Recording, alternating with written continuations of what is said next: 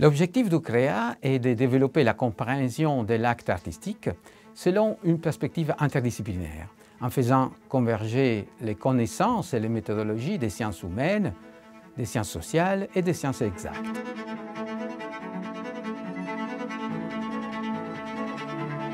Diverses approches sont adoptées par les chercheurs, de la sémiotique à la modélisation mathématique et cognitive, de l'étude des technologies, des captures audiovisuelles, à l'histoire des civilisations, de l'analyse musicale à l'esthétique, de l'archéologie sonore à l'anthropologie culturelle, jusqu'aux neurosciences en ce qui concerne certains projets récents.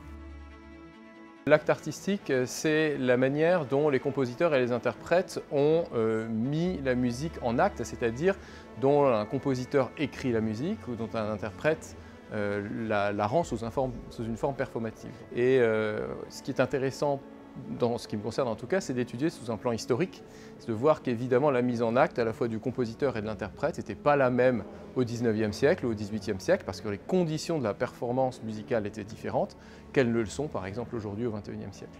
Je travaille dans un groupe qui s'intéresse à la manière dont la performance artistique s'inscrit sur la place publique.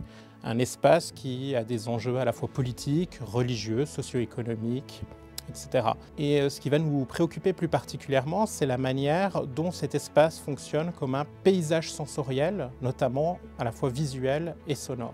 On va solliciter différents types de sources. Alors la première, évidemment, ce sont les textes, pour lesquels on va avoir une démarche de philologue et d'historien, c'est-à-dire on va étudier comment les sons sont décrits, comment ils sont dénommés. Mais on pourra solliciter d'autres types de sources, et notamment les images qui sont sur différents supports, par exemple les vases ou les sculptures. Et puis évidemment, en tant qu'archéologue, on sera amené à travailler aussi sur des vestiges, donc des vestiges d'instruments sonores, mais également des vestiges d'architecture. Et en cela, on va rejoindre plutôt l'histoire des techniques, l'histoire de l'artisanat, ainsi que l'acoustique évidemment pour les bâtiments. Je m'occupe d'un groupe de travail qui s'intitule Les Traces, donc c'est un acronyme de Laboratoire des études sur trauma, art, commémoration, engagement, sang.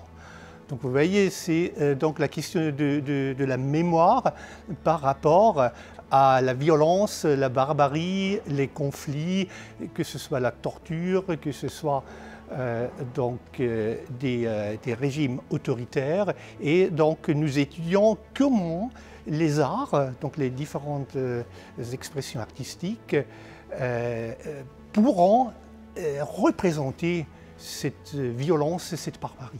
Mon domaine de recherche est l'application des mathématiques à la musique et vice-versa, l'application de la musique pour faire avancer les mathématiques.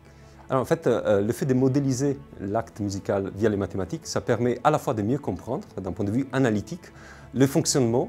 Par exemple, je prends la chanson typiquement à 3 ou 4 accords. Eh bien, ces 3 et 4 accords s'enchaînent parfois avec des logiques qui sont très récurrentes. Donc on peut étudier le comportement des progressions harmoniques dans les répertoires traditionnels, mais on peut aller au-delà et donc se poser la question quelles sont les bases en fait, les bases mathématiques pour avoir des chansons plus complexes par exemple. Et donc les mathématiques peuvent aider à structurer les matériaux harmoniques ou rythmiques de façon différente, plus complexe, plus intéressante voilà, pour la nouveauté qui peut être déclenchée par les processus de modélisation mathématique.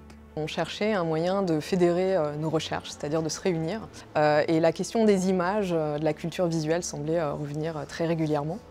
On avait également des petites difficultés à montrer nos recherches plus fréquemment. D'où l'idée de la création d'une plateforme en ligne numérique qui nous permettait de pouvoir partager et diffuser nos projets de recherche et quelques textes à leur sujet. L'un des autres objectifs de cette plateforme, effectivement, c'est de pouvoir se connaître, se reconnaître, de pouvoir créer des liens pour d'éventuelles futures collaborations entre chercheuses et chercheuses, mais également de peut-être pour les personnes qui ne sont pas issues de l'université, de pouvoir découvrir différents types de recherches autour des images. Donc c'est pour ça que la plateforme est intégralement accessible en libre accès.